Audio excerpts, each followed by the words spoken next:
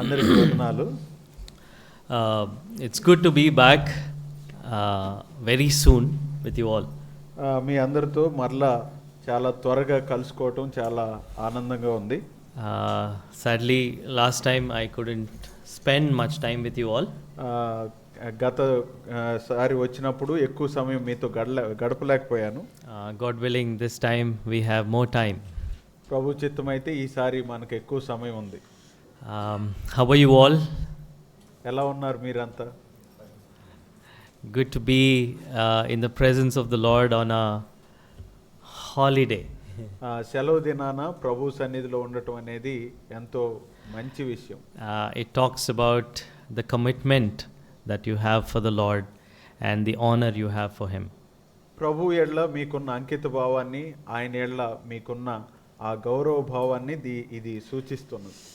It's my privilege to be able to open the scriptures along with you all and learn from it and apply it to our lives. మరి మీ అందరితో పాటుగా నేను కూడా లేఖనాన్ని తెరిచి అందరం కలిసి దేవుని వాక్యాన్ని దానిలో నుంచి నేర్చుకోవటం, ఆ తర్వాత మన జీవితాలకు వర్తింపజేసుకోవటం అనేది మంచి విషయం. I am no preacher, I am no saint.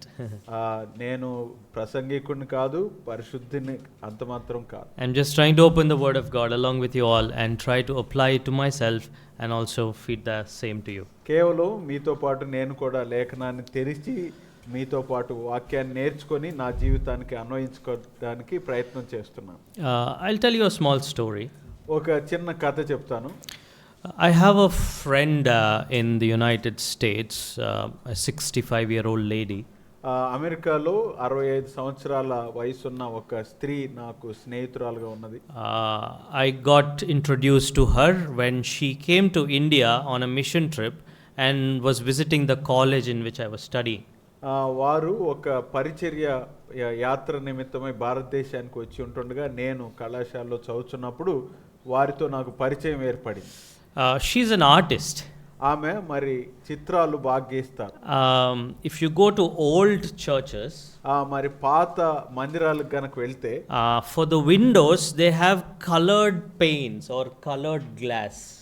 కిటికీలకు మరి రంగు వేసిన లేదా రంగుల బొమ్మలతో కూడిన కిటికీలు, అద్దాల కిటికీలు ఉంటాయి. Have you observed any time? ఎప్పుడన్నా గమనించారా? With that kind of glass, colored glass, she makes art and paintings. అలాంటి గ్లాసుతో ఆమె చిత్రాలు గీస్తూ ఉంటారు. She's a professional. ఆమె ఆ విషయంలో ఎంతో నైపుణ్యం కలిగిన స్త్రీ.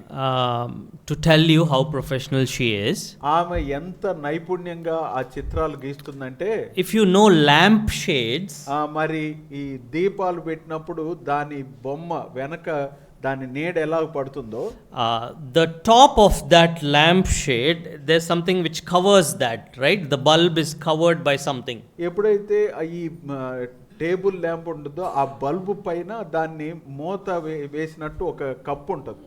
You can make it with దాన్ని మరి వస్త్రంతో కప్పవచ్చు. Some people make with wood. కొంతమంది ఏమో చెక్కతో దాన్ని కప్పుతారు. This lady takes contracts and makes that top out of glass.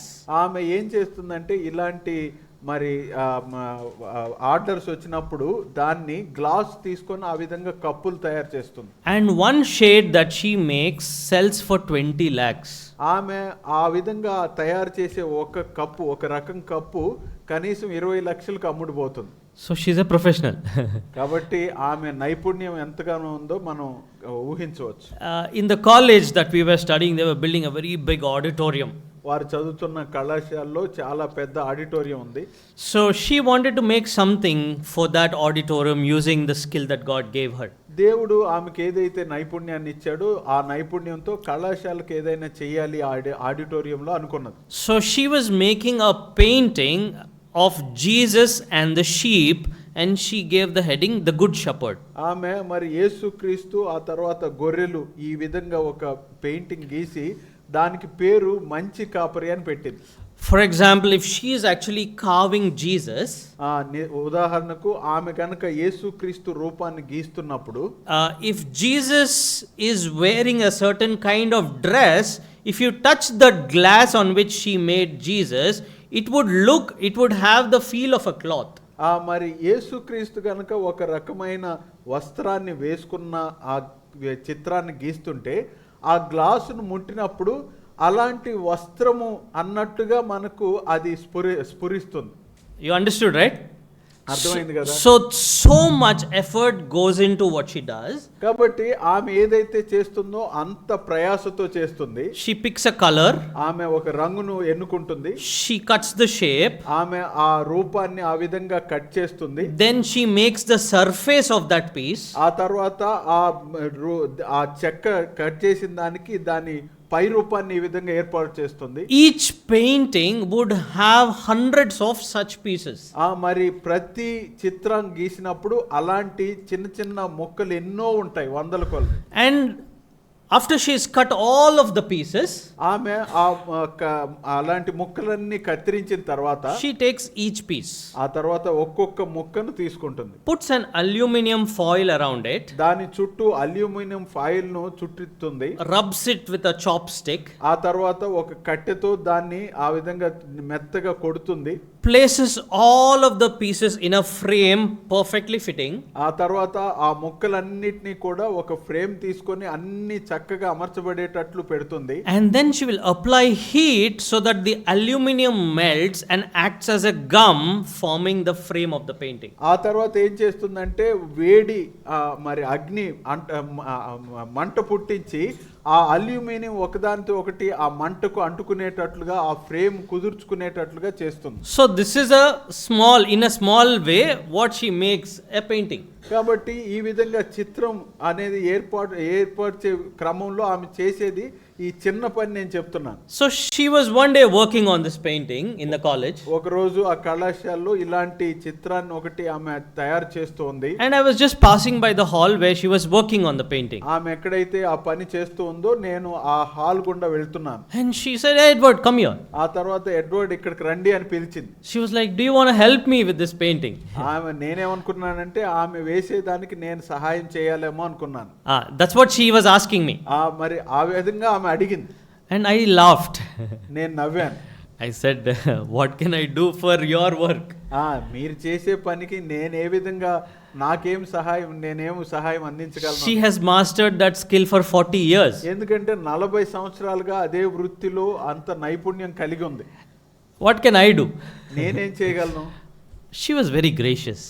అయితే ఎంతో దయతో ఆమె ఆ మాటలు చెప్పింది. She called me in. ఆమె లోపలికి నన్ను పిలిచింది. She gave me a small piece of glass. ఆ తర్వాత చిన్న గాజు ముక్కనిచ్చింది. She gave me an aluminum foil and said, "Put it around the glass and rub it with the chopstick." ఆ తర్వాత ఆ గ్లాసు ముక్కకు అల్యూమినియం ఫాయిల్ ఇచ్చి దాని చుట్టూ దాన్ని పెట్టి ఈ చిన్న కర్రతో దాన్ని గట్టిగా అదుము అని చెప్పి. In the whole painting, that was a very small piece. ఆ పెద్ద చిత్రపటంలో ఇది చిన్న ముక్క మాత్రమే, right? కదా? She did the cutting. ఆమె దాన్ని కత్తిరించింది. I just put a foil and I rubbed it. కేవలం నేను ఆ ఫాయిల్ ని దాని చుట్టూ చుట్టి దాన్ని గట్టిగా ఉండేటట్లు అదిమి పెట్టాను. Then later I left. ఆ తర్వాత నేను వెళ్ళిపోయాను. Her painting was over. ఆమె చేస్తున్న పని అయిపోయింది. She put it in the auditorium. ఆ తర్వాత ఆడిటోరియంలో ఆ చిత్రాన్ని ప్రదర్శనకు పెట్టింది. It was lovely. It was beautiful. అది ఎంతో చూడటానికి రమ్యంగా ఉంది. After that time, whenever I was going past that place with my friends, I would take my friends inside. ఆ తర్వాత అటువైపుగా నేను ఎప్పుడు వెళ్ళినా నా స్నేహితులను అటు తీసుకొని వెళ్ళేవాడిని. I would show them that painting. ఆ తర్వాత వారికి ఆ చిత్రపటాన్ని చూపిస్తూ I would point to the small glass piece to which I did the aluminum work. వారికి ఆ పెద్ద చిత్రపటంలో ఆ చిన్న గాజు ముక్కకు నేను ఏదైతే అల్యూమినియం ఫాయిల్ చుట్టానో ఆ ముక్కను చూపిస్తూ ఉండేవాడిని. And I would tell them, "You know what? I did this." మరి ఇది నేను చేశాను తెలుసా అని అడిగేవాడిని. What would you call me? నన్నేమంటారు మీరు? In such a grand work that she did, even being small part in doing that small thing gave me so much of joy and pride. ఆ పెద్ద పనిలో కేవలం ఒక చిన్న పని చిన్న మొక్కతో చేసినందుకు అది నాకు ఎంతో సంతోషాన్ని తెస్తుంది. She mastered it for 40 years. I did it in 5 minutes, the small work. 40 సంవత్సరాలు ఆ వృత్తిలో ఆమె కొనసాగుతూ నైపుణ్యం సంపాదించింది. నేను కేవలం 5 నిమిషాలు దాని మీద పనిచేశాను. But I would be so, elated whenever I looked at that small piece and say, oh wow, what a privilege for me to do even that little in such a big painting. అయితే ఎప్పుడైతే నేను ఆ చిన్న ముక్క నేను చేసిన ఆ పనిని చూస్తానో అది నాకు ఎంతో ఆనందాన్ని తెస్తుంది. Why did I tell this story? ఎందుకు ఈ కథ చెప్పాను? Beloved, God is doing something very, very, very grand. ప్రియులారా, దేవుడు ఎంతో అద్భుతమైన గొప్ప పని చేస్తున్నాడు. Right? కదా? He is up to a master plan. ఆయన ఒక బృహత్ ప్రణాళికతో పని చేస్తున్నాడు. What you and I are reading in this scripture or seeing on this earth is but a speck, I believe, in the overall plan of God. దేవుని యొక్క ఆ పరిపూర్ణ ప్రణాళికలో మనము ఈ లేఖనాల్లో ఏదైతే చదువుతున్నామో లేదా మనం ఏదైతే ఎరిగి ఉన్నామో అది కేవలం ఒక చిన్న విషయం మాత్రమే అని నేను అనుకుంటున్నాను. But God, like that artist, is calling each of us, what is your part in what I am doing? అయితే దేవుడు ఆమె ఎలాగైతే ఈ చిన్న పని నాకు ఇచ్చిందో ఆమె చేస్తున్న పెద్ద పనిలో, అలాగే నా పనిలో నీ పాత్ర ఏమిటి అనే దానికి పిలుస్తున్నాడు మనందరినీ. Let me repeat that again. మరలా చెప్తాను. In the grand thing that God is doing, God is calling you and asking each of us, what is your contribution to what I am doing? దేవుడు చేస్తున్న ఆ గొప్ప పనిలో నీ పాత్ర, నీవు చేసే పని ఏంటిది, ఆ పెద్ద పనిలో నీ కొంచెం పాత్ర ఏంటిది అని అడుగుతున్నాడు. It cannot be explained what God will accomplish by the end of all time that God has given us. దేవుడు మనకేదైతే సమయం ఇచ్చాడో అది అంతా అయిపోయిన తర్వాత అది ఎంత అద్భుతంగా ఉంటుందో అది మనం వర్ణించలేం. But in that, one day when we go and stand before Him, if God asks, what is your role, beloved, what would your answer be and what would my answer be?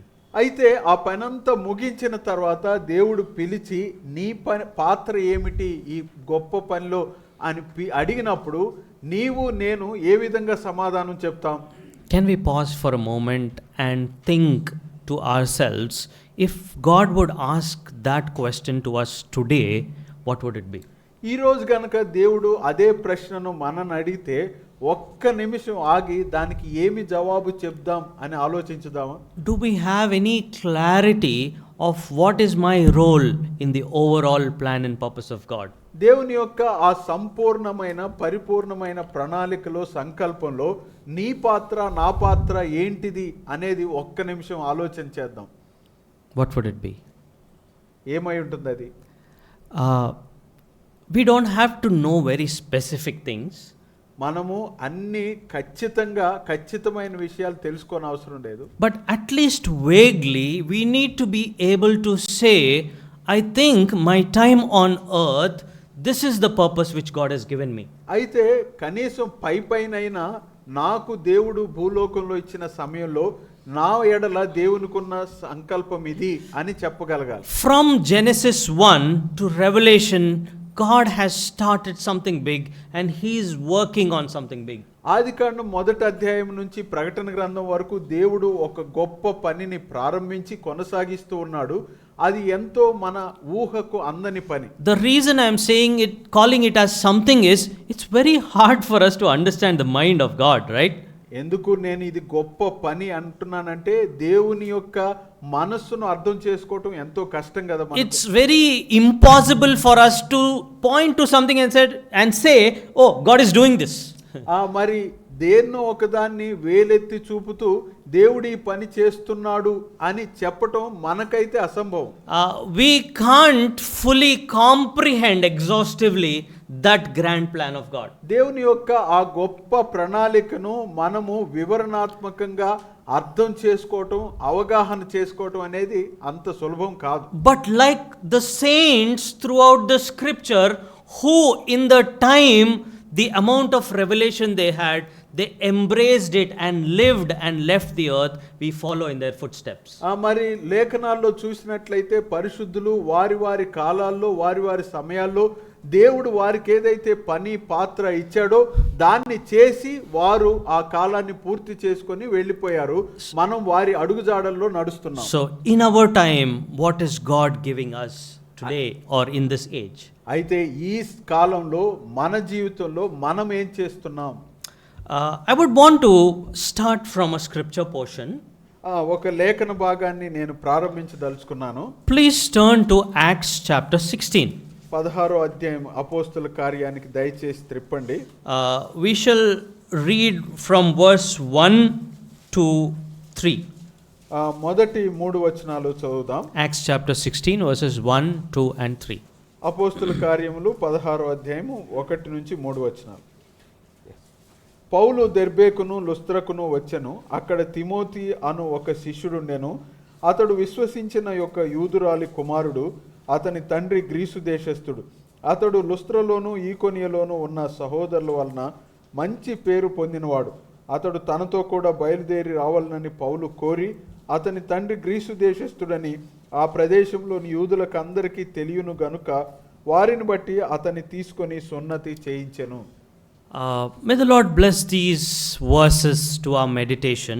మన ధ్యానం నిమిత్తమై దేవుడు ఈ వచన భాగాలను దీవించును గాక. Have you ever observed in the scripture the beginning of any person?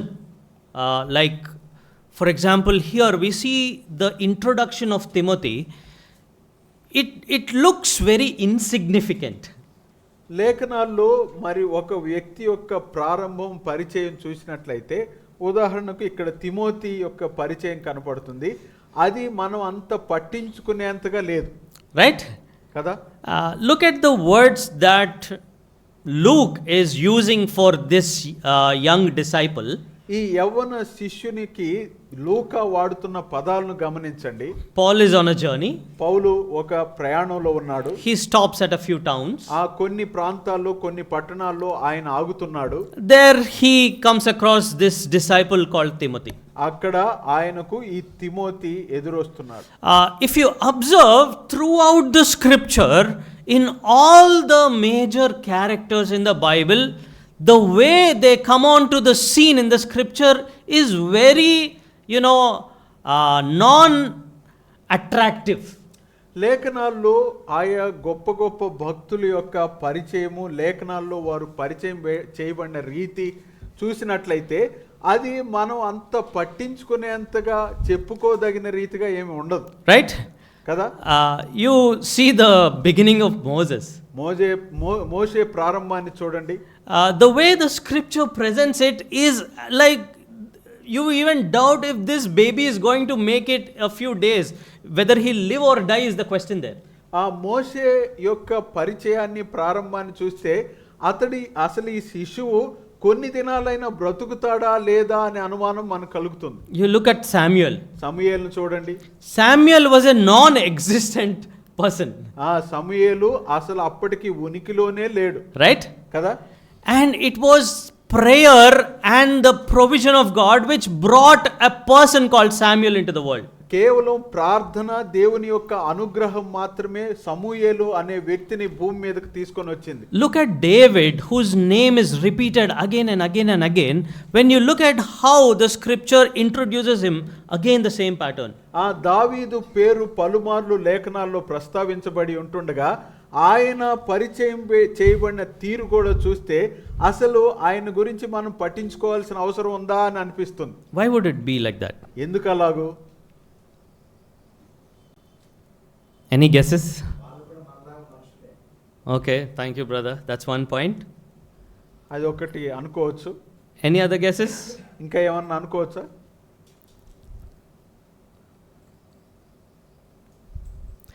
Scripture at no point whatsoever glorifies any human being. లేఖనము ఏ స్థలంలో అయినా ఏ సమయంలో అయినా ఏ వ్యక్తిని ఘనపరచదు. Let me repeat that. Scripture at no point whatsoever glorifies any human being. ఏ మానవుని కూడా లేఖనము ఏ సమయంలో కూడా ఆ ఘనపరిచేది అనేది మనకు కనపడదు. After all the life that Moses lived, మోషే జీవించిన కాలం అంతా అయిపోయిన తర్వాత what was one thing scripture wrote about him? లేఖనం ఆయన గురించి రాసిన ఒకే ఒక మాట ఏంటిది? Meek. సాత్వికుడు. That's it. అంతే. God has to be God and man has to be man. దేవుడు దేవుడుగానే ఉండాలి, మానవుడు మానవుడుగానే ఉండాలి. When you look at the situation in the church today, oh, how pitiable it would be. ఈ రోజుల్లో సంఘంలో పరిస్థితులు చూస్తే ఎంత విచారకరంగా ఉన్నాయి. Forget about Moses. People wouldn't be even 100th in their status compared to Moses, but look at the grandeur that is around them and the hype that people give them. మోషేను గురించి వదిలేసినా కూడా ఆయనలో 100వ వంతు స్థాయి కూడా ఉండని వ్యక్తులు తమకు తాము ఎంత పేరు ప్రఖ్యాతులు కావాలని, ఎంత గొప్పవారమని చెప్పుకోవాలని పరితపిస్తారో చూడండి. That is one reason. అది ఒక కారణం. And the second reason is which brother said. రెండవ కారణం ఏంటిది అంటే సహోదరుడు చెప్పినట్లుగా, no character in the Bible who is celebrated or who is counted faithful comes in a very grand fashion. లేఖనాల్లో ఏ పేరు ప్రఖ్యాతులు గాంచిన వ్యక్తి అయినా లేదా నమ్మకంగా ఎంచబడిన వారైనా వారు ఏదో గొప్ప రీతిలో పరిచయం చేయబడలేదు. They all have a very humble beginning and they give themselves to God and God uses them in his grand plan. వారందరూ కూడా దీనులై ఉంటుండగా దేవుని యొక్క ఆ గొప్ప ప్రణాళికలో వారిని దేవుడు వాడుకుంటూ వచ్చాడు. When you look at how Paul comes onto the scene, Acts, అపోస్తల కార్యములో పౌలు ఏ విధంగా ఆ బయటికి ప్రదర్శితమయ్యాడో చూస్తే, he is introduced in the situation where Stephen is being murdered. మరి అతడు స్టెఫను హతసాక్షి అవుతుంటుండగా పరిచయం చేయబడ్డాడు. There it's written that they were stoning Stephen and they removed their cloaks and put at the feet of a young man called Saul. వారు Stephen మీదకి రాళ్లు వేసి చంపుతూ ఉంటుండగా ఆ బట్టలు అక్కడ పెట్టి ఉంటుండగా అక్కడ ఒక యవనస్తుడు కాపులాగా ఉన్నాడు ఆ బట్టలకు. అతడు ఎవరంటే సౌలు, A young man. యవనస్తుడు. Oh, what a message it gives to us. మనకు అది ఏమి సందేశం ఇస్తుంది? How we will take this truth to the church outside. మనము మరి బయట లోకానికి సంఘం నుంచి ఎలాగూ ఈ వర్తమానాన్ని తీసుకెళ్ళగలం? Sometimes we think that only the non-brethren churches are doing this. కొంతమంది ఏమనుకుంటారంటే బ్రదరన్ సంఘాలు కాని వారు మాత్రమే ఈ పని చేస్తున్నారు అనుకుంటారు. I'll not tell the other side of it. ఇంకొక వైపు చెప్పను. In a subtle way, it has crept into our assemblies too. అయితే మెల్లమెల్లగా ఈ పరిస్థితి మన సంఘాల్లోని కూడా ప్రాకింది. Beloved, there are only two beings in the universe. There is God, there is man, period. మరి ఈ విశ్వంలో ఇద్దరే ఉన్నారు, దేవుడు మానవుడు. God and a believer, period. మరి దేవుడు విశ్వాసి. There is no great believer or lesser great believer or a normal believer. Believer and God, that's it. గొప్ప విశ్వాసి, కొంచెం తక్కువ విశ్వాసి, అతి తక్కువ విశ్వాసి అనే స్థాయి లేదు, కేవలం విశ్వాసి. There is one head, Christ, and the rest of the body. ఒకే శిరస్సు యేసుక్రీస్తు, మిగతాదంతా శరీరమే. Okay, let's go back to the text that we read. మనం చదివిన భాగానికి తిరిగి వెళ్దాం. Here is one such introduction of a person called Timothy. ఇక్కడ తిమోతికి అలాంటి ఒక పరిచయము ఉన్నది. Look at the way the Holy Spirit talks about him. పరిశుద్ధాత్ముడు అతని గురించి ఎలాగూ ఏ రీతిగా మాట్లాడుతున్నాడో చూడండి. He also came to Derbe and Lystra. A disciple named Timothy was there. పౌలు దెర్బేకును లుస్త్రకును వచ్చెను, అక్కడ తిమోతి అను ఒక శిష్యుడు ఉండెను. Second verse. రెండవ వచనం. The brothers in Lystra and Iconium spoke well of him. అతడు లుస్త్రలోను ఈకోనియలోను ఉన్న సహోదరుల వలన మంచి పేరు పొందినవాడు. Two tags at least for Timothy here. ఇక్కడ తిమోతికి రెండు మరి ఉపమానాలు కనబడుతున్నాయి. Number one is he is a disciple. మొదటిది ఆయన శిష్యుడిగా వర్ణించబడ్డాడు. Second thing, he is a well spoken of or well spoken about disciple. ఆ తర్వాత రెండవదిగా అతడు మంచి పేరు పొందినవాడు, మంచి శిష్యుడిగా పేరు పొందినవాడు. Now, what does the term disciple mean? శిష్యుడు అనే పదానికి అర్థం ఏంటి?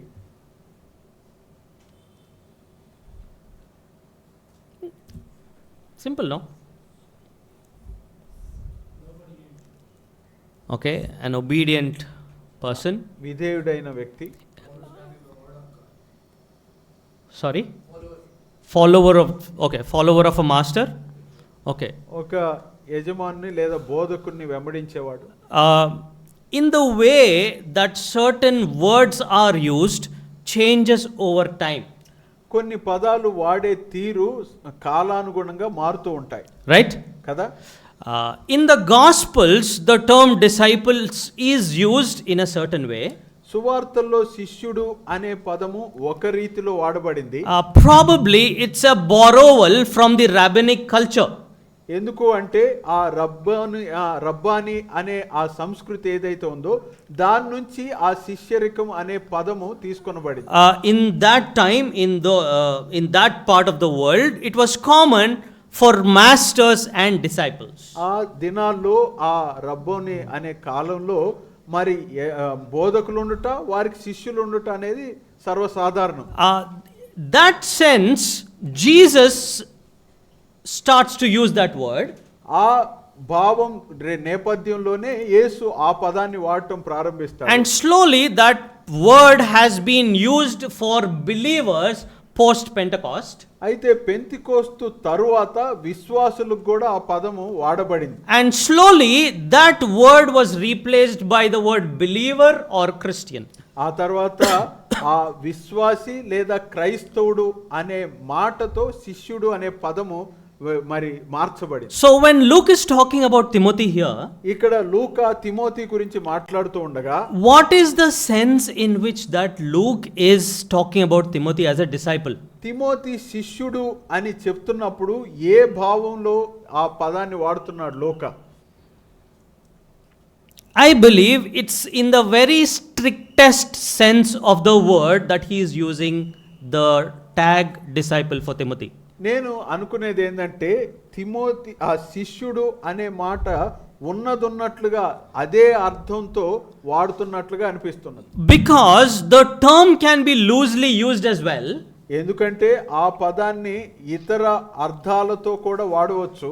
That's why Jesus in the Gospels told who a true disciple is. అందుకనే యేసుక్రీస్తు సువార్తల్లో నిజమైన శిష్యుడు ఎవరు అని అడిగాడు. One who obeys all that I command is a disciple. నేను ఆజ్ఞాపించినదంతా పాటించువాడే నిజమైన శిష్యుడు అన్నాడు. And even the Great Commission was that, right? మరి గొప్ప ఆజ్ఞ కూడా అదే కదా. Matthew chapter 28 verses 18 to 20. మత్తయి సువార్త 28వ అధ్యాయం 18 నుంచి 20 వరకు, go make disciples how? By teaching them to obey all that I have commanded you. నేను మీకు ఆజ్ఞాపించినదంతటిని పాటించుట ద్వారా వెళ్ళి మీరు శిష్యులను చేయుడి అంటున్నాడు. Okay, so that is the introduction of Timothy onto the scene of the scripture. లేఖనాల్లో తిమోతి ఈ విధంగా పరిచయం చేయబడ్డాడు. And in the book of Acts, మరి అపోస్తల కార్యములు చూస్తే there is a very sacredness to the term disciple. శిష్యుడు అనే పదానికి ఒక పవిత్రతతో కూడిన అర్థం వస్తుంది. I'll tell you why. ఎందుకని చెప్తాను. Because we today use the word believer in a very substandard meaning. ఈ రోజుల్లో విశ్వాసి అనే మాట ఎంతో పలచనగా వాడుతూ ఉంటాం మనం, Right? కదా? Yes or no? Believer means one who goes to church. మందిరానికి వెళ్ళేవారంతా విశ్వాసులు అనుకుంటాం, Right? But in the first century church, at least in the book of Acts, that's not how the term believer or disciple was used. అయితే మొదటి శతాబ్దపు సంఘంలో అదేవిధంగా అపోస్తల కార్యంలో శిష్యుడు అనే మాట ఆ భావంతో వాడబడలేదు.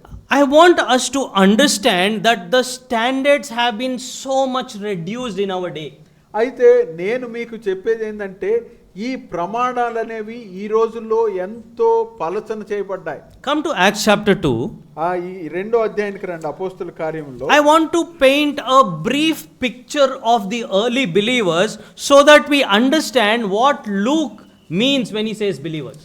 మరి విశ్వాసులు అని లూకా చెప్తున్నప్పుడు ఆ 2వ అధ్యాయంలో ఆ తరంలో ఉన్న విశ్వాసులు ఎలాగున్నారో మీకు వివరించదలుచుకున్నాను. Come to Acts chapter 2 verse 39. అపోస్తుల కార్యములు 2వ అధ్యాయం 39కి వస్తే or verse 38 first. 38 చూసినట్లయితే The first quality we see there of a believer or a disciple is one who repents. శిష్యుడు లేదా విశ్వాసికున్న మొట్టమొదటి లక్షణం మారు మనస్సు పొందినవాడు. What does that word mean? దాని అర్థం ఏంటి? I know Anna told me that you were studying the doctrine of salvation in your study. సంఘంలో ధ్యానాల్లో ఈ రక్షణ శాస్త్రం అని ధ్యానిస్తున్నారని అన్న చెప్పారు. Have you reached that point where it talks about repentance, regeneration and all that? మారు మనస్సు, తిరిగి జన్మించడం, ఇలాంటి అంశాలకు వచ్చారా ఇప్పటికి?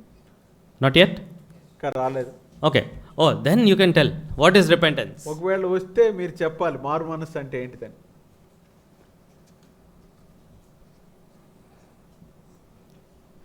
This brother is always asking questions.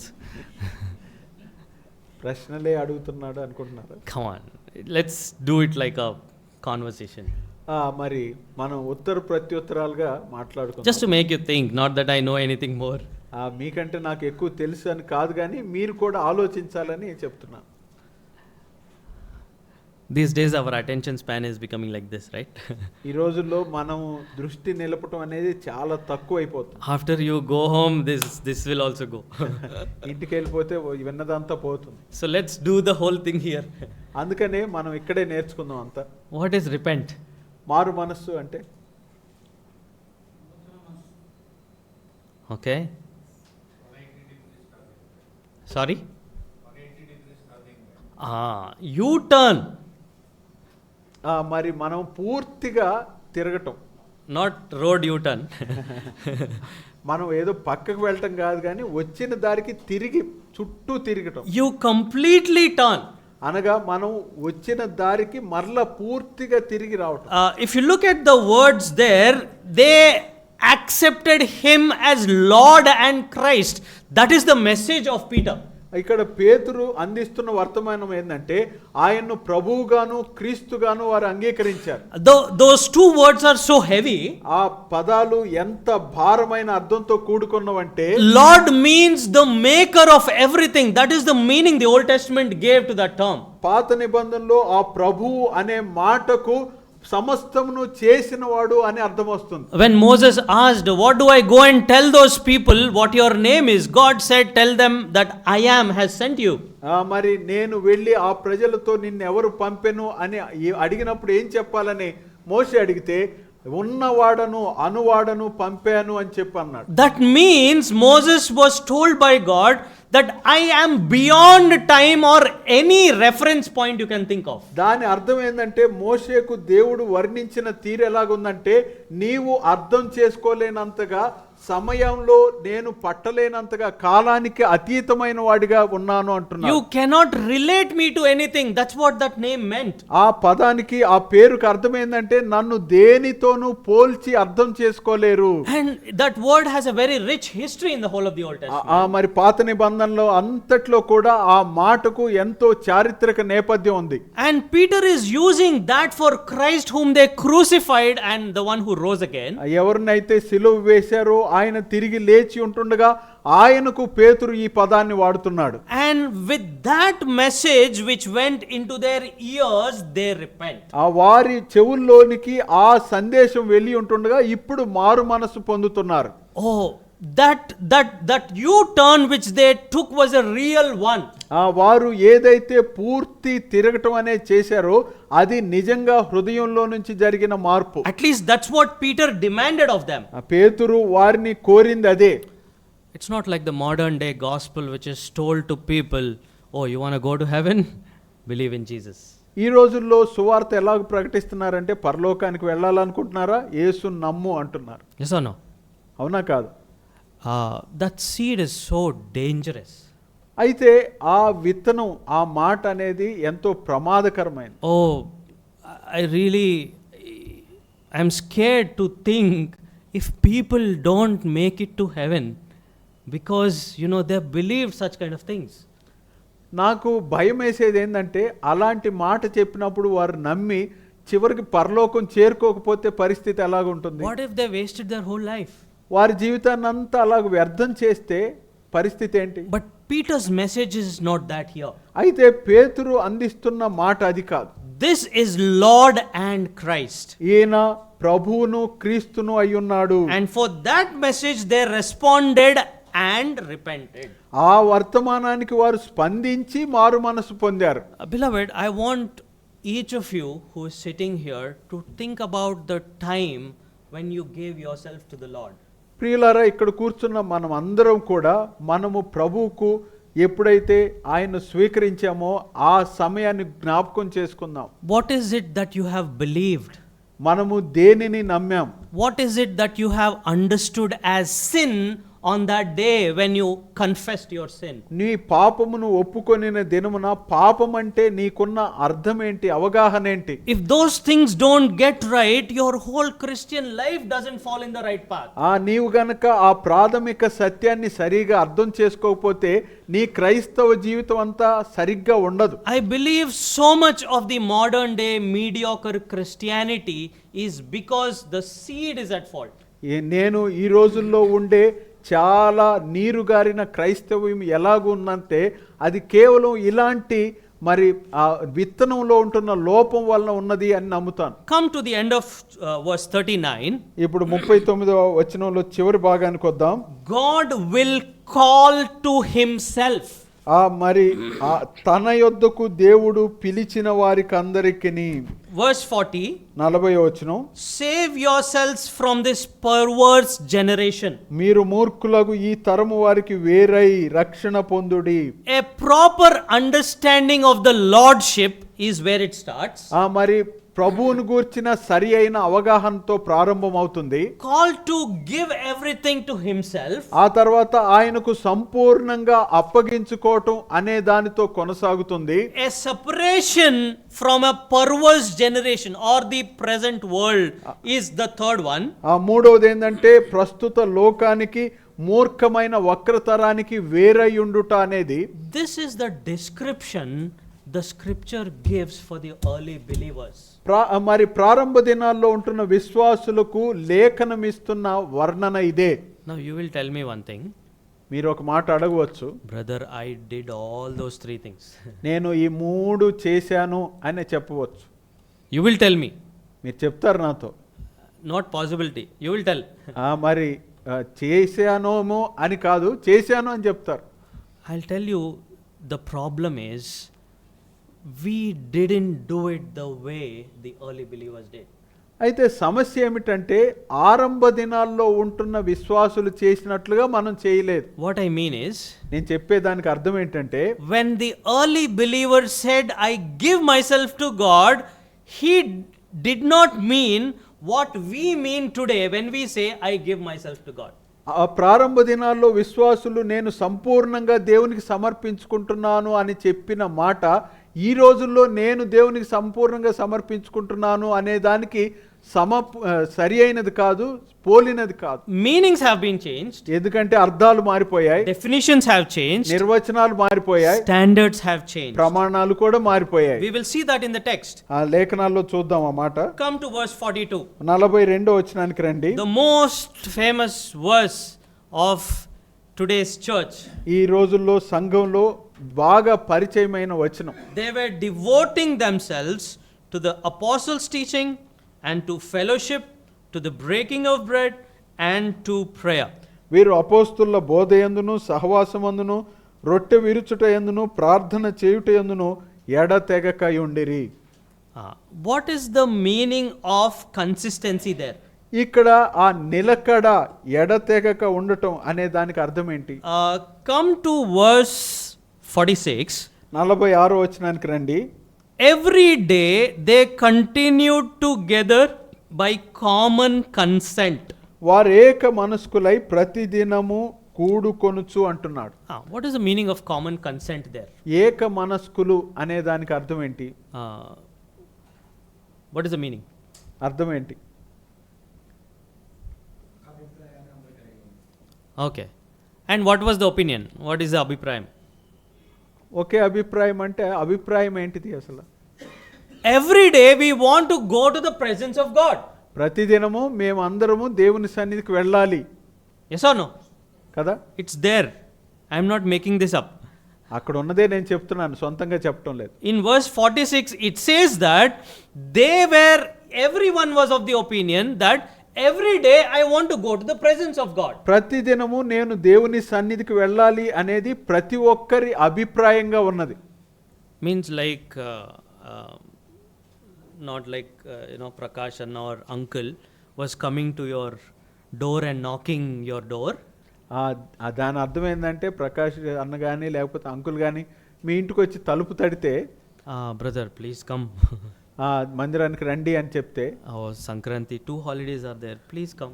Sankranti 2 సెలవులు ఉన్నాయి కదా దయచేసి రండి అంటే, we beg you. మరి మిమ్మల్ని వినయంగా కోరుతున్నామంటే, నాట్ దట్, ఆ విధంగా చెప్తే కాదు. It means these people went and knocked Prakash Anna's door or uncle's door or other elders' door and said, we want to have church every day. దీని అర్థం ఏంటంటే ఈ ఉన్న ప్రజలే మరి పెద్దల ఇంటికి వెళ్ళి, అనగా ప్రకాష్ బ్రదర్ కానీ లేకపోతే అంకుల్ ఇంటికి వెళ్ళి మేము దేవుని సన్నిధిలో ఉండాలనుకుంటున్నాం అని చెప్పటం. Did you understand what I'm saying? నేను చెప్పింది అర్థమైందా? That is the meaning of every day with common consent. ప్రతి దినము వారు ఏక మనస్కులై అని చెప్పే మాటకు అర్థం. Don't get me wrong. నేను చెప్పేది అపార్థం చేసుకోవద్దు. I'm not saying have church every day. ప్రతిరోజు మందిరం కూడిక ఉండాలని నేను చెప్పటం లేదు. It will fully go if you try that. ఒకవేళ అలా ప్రయత్నం చేస్తే అసలుకే జరగదు. I'm saying that was their heart.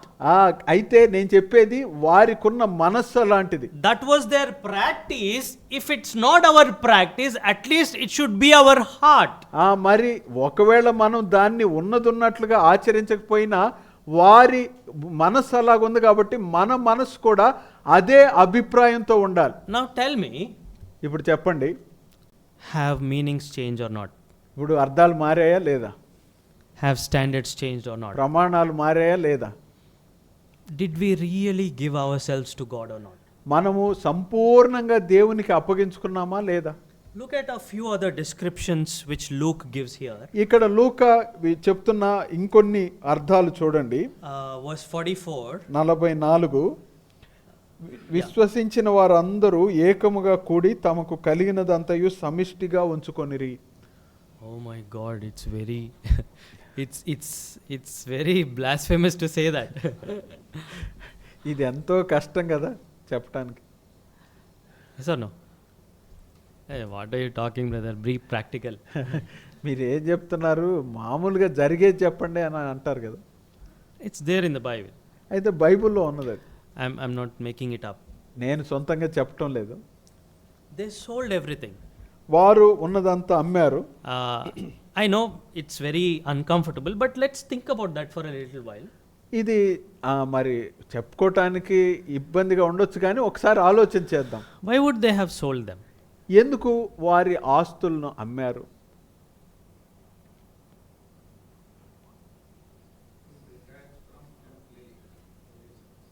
Okay, so they wanted to give more of themselves to God and not be attached to their possessions. Okay, వారి చరస్థిరాస్తులకు ఎక్కువగా దృష్టి పెట్టకుండా దేవునికి ఎక్కువగా సమయం ఇవ్వటానికి చేశారంటారా?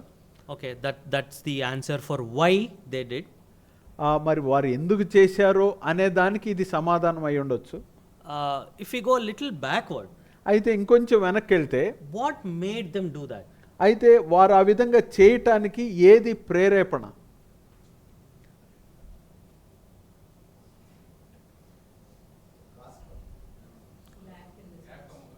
Lack in the church gospel. See, thank you. You are answering now. సంఘంలో ఉన్న కొదువ, కొరతలు, తర్వాత సువార్త. I think a fresh believer who truly understands and loves the Lord, I think he will be like that.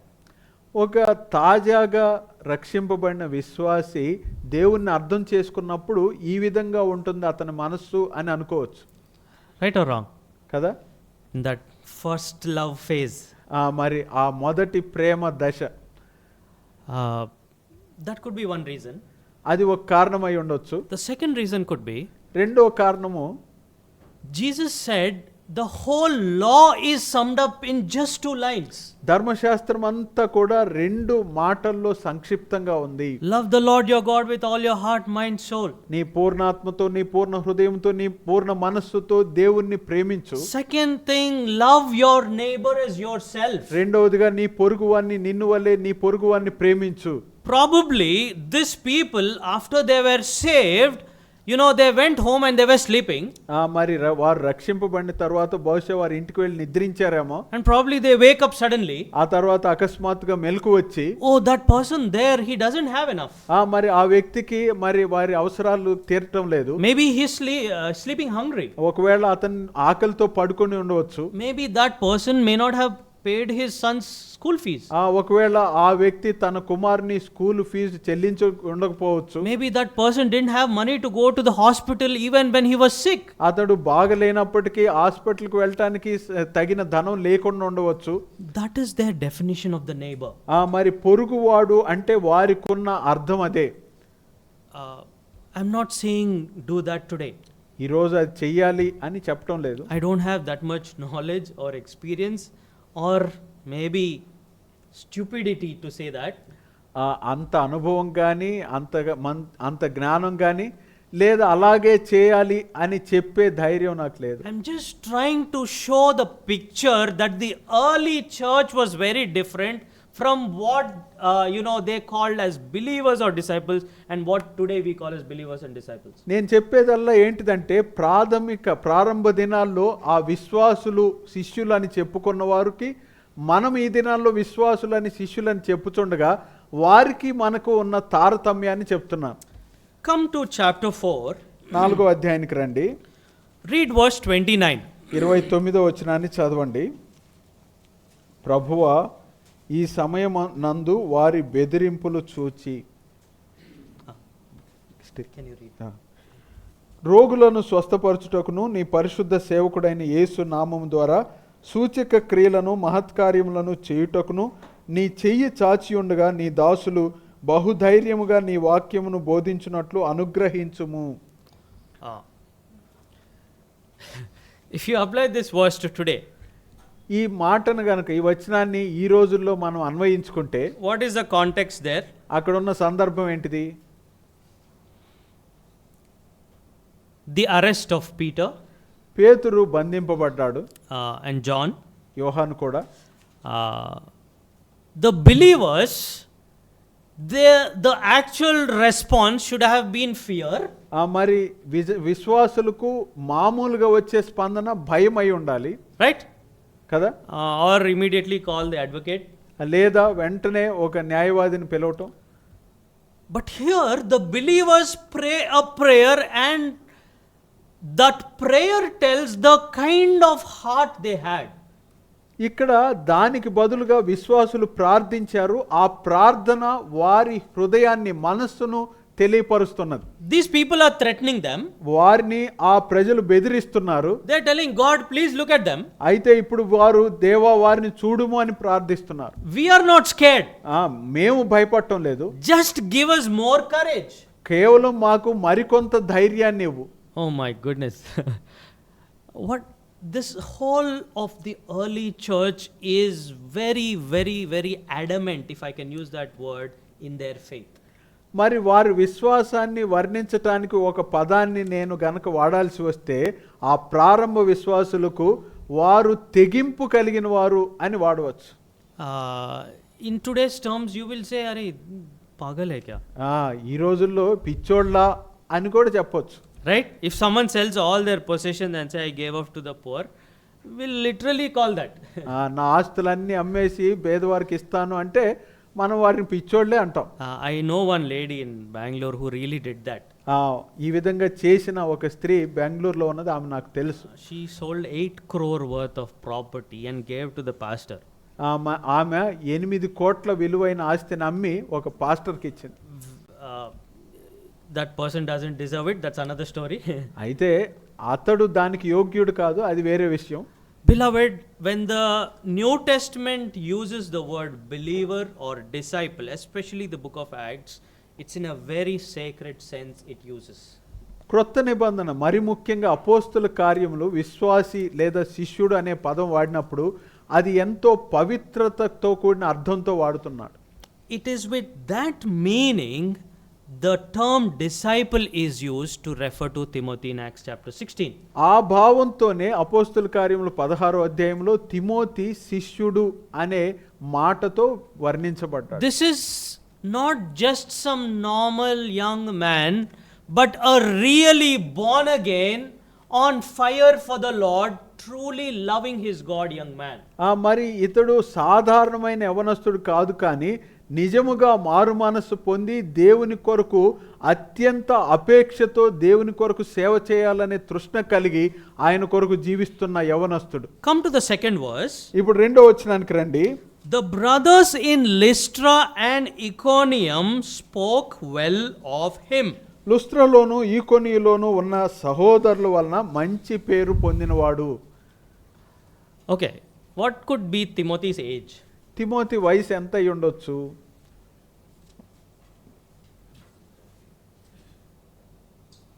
Just a guess.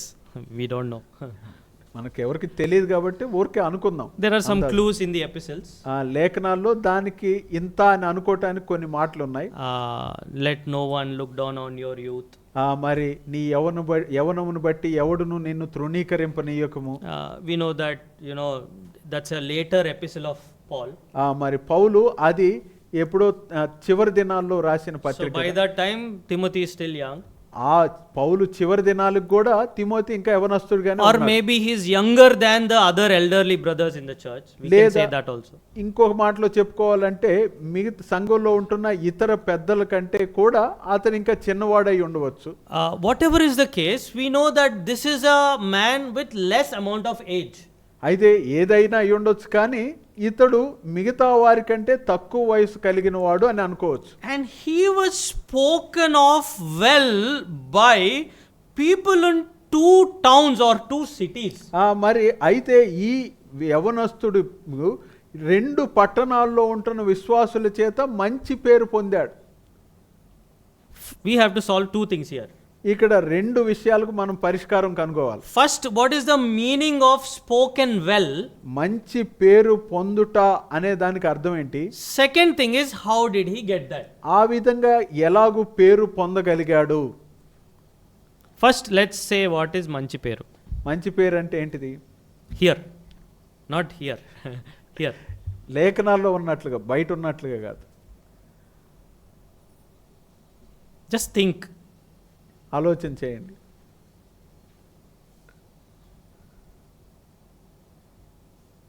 What could it be? ఏమై ఉండొచ్చు? This brother is asking big questions and expecting immediate answers. పెద్ద పెద్ద ప్రశ్నలు అడిగి వెంటనే జవాబు చెప్పాలని అడుగుతున్నాడు అనుకుంటున్నారు. Good lifestyle. Okay. Good lifestyle. మంచి జీవిత విధానం. Then?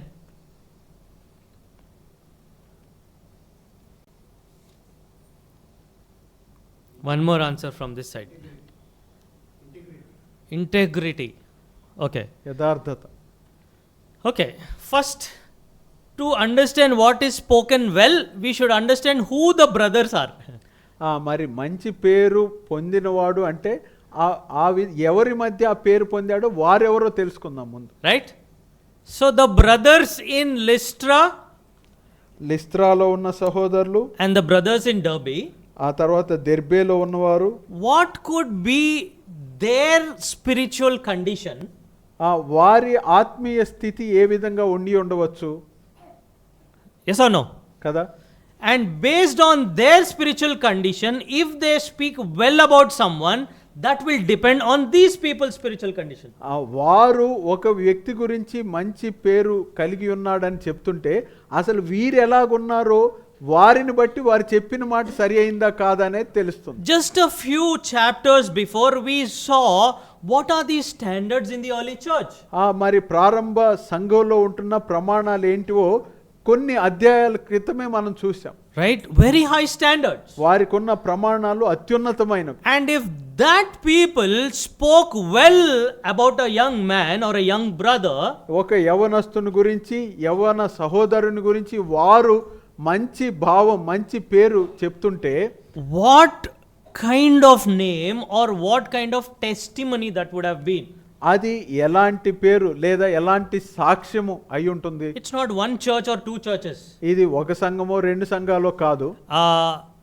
In the whole book of Acts, testimony of a believer is both within the church and outside the church also. క్రొత్త నిబంధన అంతట్లో కూడా సాక్ష్యము అనేది ఒకరికి ఉన్నట్లయితే అది సంఘంలో సంఘం వెలుపల కూడా. It's together. It's not separated or only one thing. మరి అది అంత కలిసిన సాక్ష్యం ఏదో ఒక చోట మాత్రమే ఉండేది ఇంకో చోట లేదు అన్నట్లుగా కాదు. If you see in Acts chapter 2, chapter 3, chapter 4, they had the goodwill of everyone and everyone could see the change in them. అపోస్తుల కార్యములు 2, 3, 4 అధ్యాయాలు చూసినట్లయితే వారు అందరూ కూడా మంచి పేరు కలిగి ఉన్నారు, మంచి భావం కలిగి ఉన్నారు. అది ప్రతి ఒక్కరిని మార్చుతూ వచ్చింది. So this young man, obviously not within the church, throughout those towns probably he was well spoken of. బహుశా ఈ యవనస్తుడికి ఆ రెండు సంఘాల మధ్య మాత్రమే కాదు కానీ ఆ రెండు పట్టణాల్లో కూడా మంచి పేరు కలిగి ఉండవచ్చు. If that is one level, అది ఒక స్థాయి అనుకుంటే the second level is రెండవ స్థాయి ఏంటిదంటే Paul wanted Timothy to accompany him. పౌలు తనను వెంబడించాల్సిందిగా తిమోతిని కోరుతున్నాడు. What are Paul's standards? పౌలు ప్రమాణాలు ఏంటివి? Let's forget Derbe and Lystra brothers. దెర్బేలో లుస్త్రాలో ఉంటున్న సహోదరులు మర్చిపోదాం కొద్దిసేపు. This man Paul, it's very hard to satisfy him. పౌలుని తృప్తిపరచడం అనేది ఎంతో కష్టం. Never work under Paul. పౌలు కింద ఎప్పుడు పని చేయకూడదు. That's what John Mark would have said. Mark అదే మాట చెప్తాడు కదా. I don't want with this man. నేను ఈయనతో అసలు ఉండను అన్నాడు. I cannot match up. ఎందుకంటే ఆయనతో నేను కొనసాగలేను.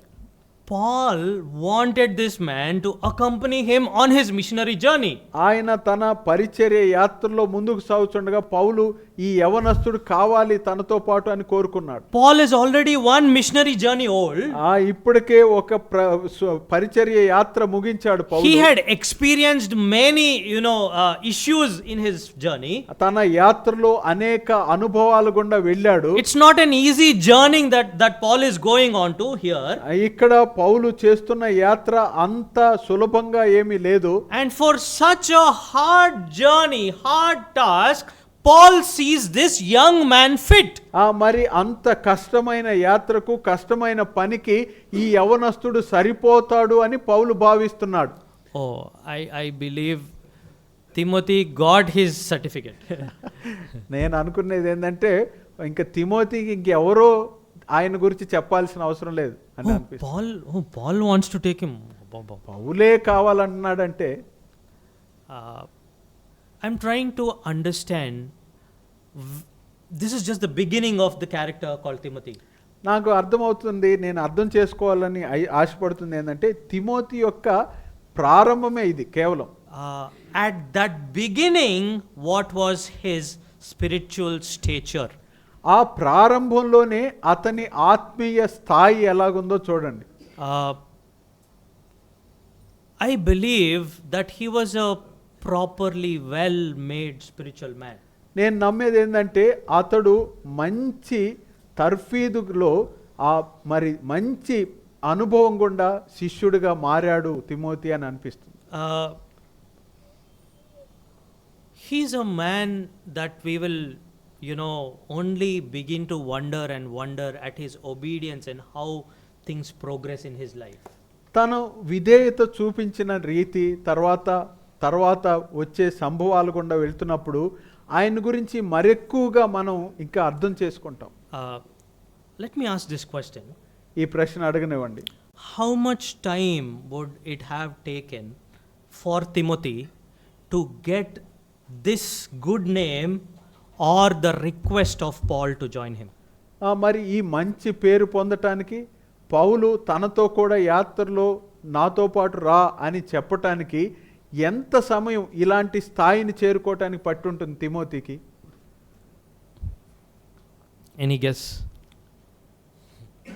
ఎవరే? Okay, from childhood. బాల్య దినాల నుంచి అనుకోవచ్చా? Any other answers? ఇంకెవరైనా చెప్తారా?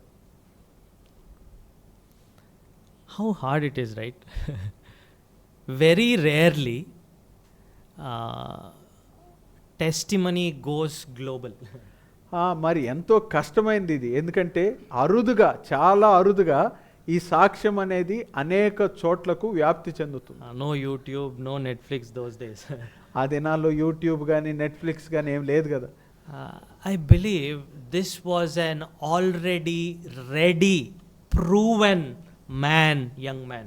నేను నమ్మేది ఏంటంటే ఇతడు ఇప్పటికే సిద్ధమై ఉన్న, అప్పటికే అన్ని విధాలుగా పరీక్షింపబడి యోగ్యుడిగా పేరు పొందిన సాక్ష్యము అని అనిపిస్తుంది. He would have consistently lived out his Christian life sincerely. That's the name Paul, that's the word Paul uses for him in 2 Timothy. 2 తిమోతిలో పౌలు తిమోతిని గురించి వ్రాస్తూ అతడు నిలకడగా నమ్మకంగా జీవించాడు ప్రభు కొరకు అంటున్నాడు. He was not a preacher. అతడేమి బోధకుడు కాదు. He's a very reluctant guy even later in his life. మరి అతడు ఏ పని చేయాలన్నా అంత త్వరగా ముందుకొచ్చేవాడు కాదు అని మనం లేఖనాల్లో చూస్తున్నాం. But Paul tells him, he uses the word sincere faith. మరి యథార్థమైన విశ్వాసము అని పౌలు తిమోతిని గురించి వ్రాస్తున్నాడు. Which was, like brother said, which was first in his grandmother, then in his mother. మొదటగా తన అవ్వలో, తర్వాత తన తల్లిలో అంటున్నాడు And Paul. Paul says with surety, and I am sure he is in you as well. ఇప్పుడు పౌలు ఏమంటున్నాడంటే అదే విశ్వాసము నీలో కూడా ఉన్నదని నేను నమ్ముచున్నాను అంటున్నాడు. Beloved, why am I telling all this? ఇవన్నీ నేను ఎందుకు చెప్తున్నాను? It's simply for the reason that we need to check into our own lives. Where are we when we match our path with these people? మనం అర్థం చేసుకోవాల్సింది ఏంటంటే ఇలాంటి ఉదాహరణలు మన ముందు ఉంటుండగా మన మార్గాలను, మన జీవితాన్ని గురించి ఆలోచిస్తే మనం ఎక్కడున్నాం? I feel very ashamed of myself when I say that to you. నేను మీతో చెప్తుంటుండగా నాకు నేనే ఆలోచిస్తే సిగ్గేస్తుంది. Because it's slapping me in my face. ఎందుకంటే నాకే ఒక చెంపదెబ్బగా ఉంది ఇది. I am boldly standing here and preaching that to you, but I stand so, I fall so short there. నేను ఎంతో ధైర్యంగా మీ ముందు నిలబడి మాట్లాడుతున్నాను, కానీ ఈ ప్రమాణాల్లో నాకెంతో కొదువ ఉంది. I don't have any worthiness to even say that. అది చెప్పడానికి నాకేమాత్రం యోగ్యత లేదు. But believers, the word is saying that to all of us. అయితే విశ్వాసులారా, దేవుని వాక్యం, లేఖనమే మనందరికీ మాట చెప్తుంది.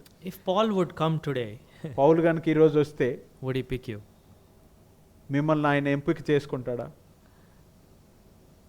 Would he pick any of us? మనలో ఎవరినైనా ఎంపిక చేసుకుంటాడా? What is it that our church has to witness about us? మన గురించి మన సంఘము ఏమని సాక్ష్యం ఇవ్వగలదు? Forget about Vijayawada. విజయవాడ గురించి మర్చిపోండి. This local church, what would it say about you? నీవున్న స్థానిక సంఘం నీ గురించి ఏం చెప్పగలదు? What is your spiritual fitness for a project that God wants you on board? మరి దేవుడు తాను సంకల్పించిన ఒక పనికి నిన్ను తీసుకోవాలంటే నీకున్న ఆ దారుఢ్యం ఏంటిది? Are we still struggling with the basic things of Christian life? మన క్రైస్తవ జీవితంలో అతి ప్రాథమికమైన విషయాల్లో ఇంకా మనం ఇబ్బంది పడుతున్నామా, తప్పిపోతున్నామా? At what stage in our life are we? మనము మన జీవితంలో ఏ స్థితిలో, ఏ దశలో ఉన్నాం? This whole talk about Timothy is not to exalt Timothy. ఈ తిమోతిని గురించి చెప్పిన మాటలన్నీ తిమోతిని ఏదో గొప్పవాడిగా చెప్పడం గురించి కాదు. Just to show what a disciple is like. ఒక శిష్యుడు ఎలాగుండాలి అనేది తెలియచెప్పడానికి మాత్రమే ప్రయత్నం. If you and me are disciples or believers, నీవు నేను గనక శిష్యులంగా విశ్వాసులంగా ఉంటే by what scale do we match up with the disciples in the Bible? మరి లేఖనాల్లో ఉంటున్న శిష్యులతో మనం కొలబద్ద వేసుకొని చూస్తే మనం ఎక్కడ ఉంటాం? And it is good to see like that. ఆ విధంగా చూడటం అనేది మంచిది. Always look into the scripture because the world is giving you wrong standards. లేఖనాల్లో చూడటమే ఎప్పుడైనా మంచిది, ఎందుకంటే లోకమైతే దాని ప్రమాణాలు అనేవి చాలా తప్పుడుగా ఉన్నాయి. If you want to measure something, you don't go and pick a rod. మరి నీవేదైనా కొలవాలంటే నీకు ఇష్టం వచ్చిన కర్రను తీసుకొని కొలవు. You take a scale. నీవు ఒక స్కేల్ తీసుకుంటావు. You take a tape. ఒక టేపును తీసుకుంటావు. This is the scale and this is the tape. లేఖనమే, దేవుని వాక్యమే ఆ స్కేలు, ఆ tape. That's why this is called the canon. అందుకనే ఇది లేఖనము అని చెప్తా. By which everything else is measured.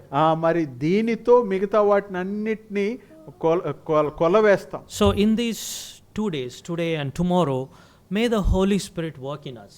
ఈ 2 రోజులు, ఈ రోజు రేపు పరిశుద్ధాత్ముడు మనలో పని చేయనిద్దాం. So that from the word we check our lives. కాబట్టి లేఖనాల ద్వారా మన జీవితాన్ని పరీక్షించుకుందాం. Check and be corrected. మనం ఒకసారి పరిశీలన చేసుకొని సరిదిద్దుకుందాం. That's what Paul says to Timothy.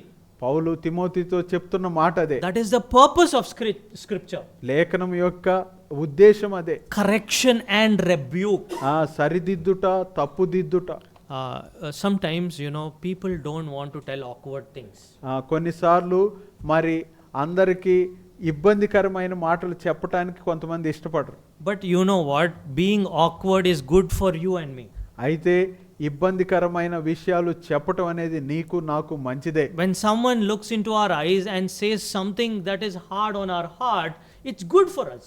మన కళ్ళల్లోకి ఎవరైనా చూసి మన హృదయానికి నొప్పిచ్చేటట్లుగా ఏదైనా మన మంచి కోసం చెప్తే అది మనకు మేలు తెస్తుంది. So let us try to examine how good a disciple are we, or are we at all living like any disciple at all? మనము ఎంత మాత్రము శిష్యులంగా ఉన్నామో, అసలు శిష్యులంగా ఉన్నామా లేదా అనేది మనకు మనం పరిశీలన చేసుకుందాం. May the Lord bless these thoughts to all of us. మన అందరి కొరకై దేవుడు ఈ మాటలను దీవించును గాక. Amen.